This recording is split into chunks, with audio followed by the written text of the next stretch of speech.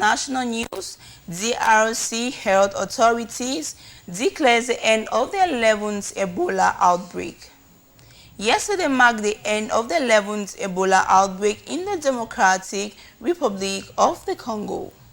Just barely 6 months after several cases were reported in Equator Province, the outbreak is reported to have taken place in communities scattered across dense forests as well as crowded urban areas, which created logistical challenges.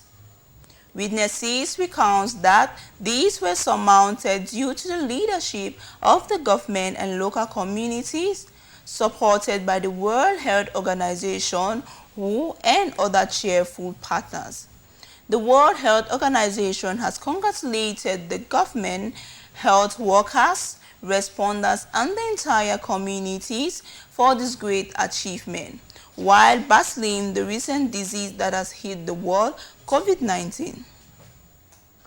Next, we move to Uganda on the presidential campaigns. Panic and fear continues to rock Uganda following the arrest of renowned opposition leader and presidential candidate Bobi Wine. The renowned opposition leader, Bobi Wine, was arrested at a campaign rally in the east of the country on Wednesday. The police bundled him into a van, claiming that he had drawn a crowd larger than the 200 people recommended by the Electoral Commission as a coronavirus preventive measure. About 7 people have been reported dead and several others injured as protests to demand for his release continues. Opposition presidential candidates have suspended their campaigns, calling for fellow contestants to be released. Mr. Bobi Wine, who has suffered multiple arrests, says the time for change in Uganda is now. He is challenging Yoweri Kaguta Museveni, who has been president of Uganda since 1986. Meanwhile, Angela Quintal on social media saying chaos erupts in Kampala following the arrest of opposition leader Bobi Wine, including information about journalists detained or assaulted and a radio station taken off air for broadcasting Wine's arrest. Next, NSAS UK Parliament fixes date to debate sanctions against Buhari's government. Members of the UK Parliament have scheduled November 23, 2020, a day to debate sanctions against the Buhari administration over its handling of the historic NSAS protests last month.